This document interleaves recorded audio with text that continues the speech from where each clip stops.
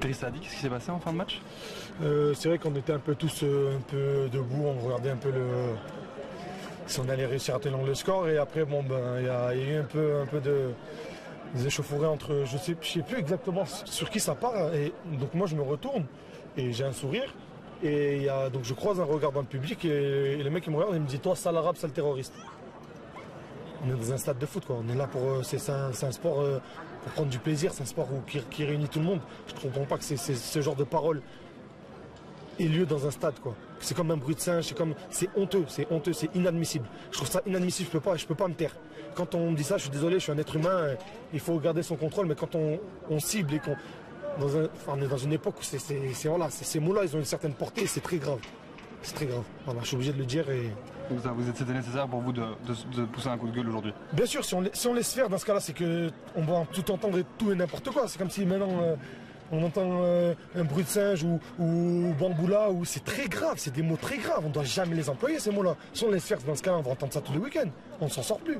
Moi, je suis solidaire de tous ceux qui dénoncent ça et qui condamnent ça. C'est très très grave. On est là, on se réunit sur un stade. Il y a de toutes les origines, de toutes les religions. On est là, on joue au même football. Il n'y a pas de différence. Comment ça, on entend ça dans un stade? Je suis désolé, je ne peux pas me taire. Je suis obligé de le dire. Parce que ces gens-là, je pense que les stades sont équipés de caméras. Ces gens-là, on peut les retrouver. Ils doivent être interdits de stade. C'est inadmissible. D'entendre ça, c'est inadmissible. Ça n'a rien à faire dans un stade de football. Et sur une note un peu plus positive, on va féliciter déjà pour votre goal qui est assez splendide. Vous pouvez nous raconter un peu comment? Il y a Idir Oli qui déborde un peu sur le côté, donc c'est vrai qu'à la base je viens pour lui apporter un peu de soutien pour faire une 2. Je vois qu'il pousse tout seul, donc moi je viens un peu devant le but.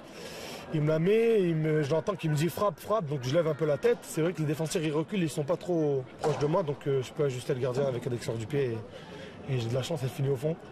J'en ai une deuxième à la fin au milieu de la mi-temps. Je pense que je dois la contrôler, puisqu'elle vient avec des rebonds et par précipitation, je pense que j'ai joué une touche pour essayer de la cadrer, je la cadre pas, donc c'est dommage, on aurait pu peut-être sortir avec la victoire si je mettais le deuxième but. Mais quoi qu'il en soit, Courta a quand même bien gâché la fête Carolo qui s'annonçait ici. Quelles étaient les intentions quand vous êtes venu ici? Vous étiez venu pour gagner? Oui, non, on est là pour très bien finir la saison. On ne calcule pas si on est les arbitres ou pas. Apparemment, j'ai entendu qu'on est les arbitres parce qu'on joue au Moucron aussi sur le dernier match de championnat.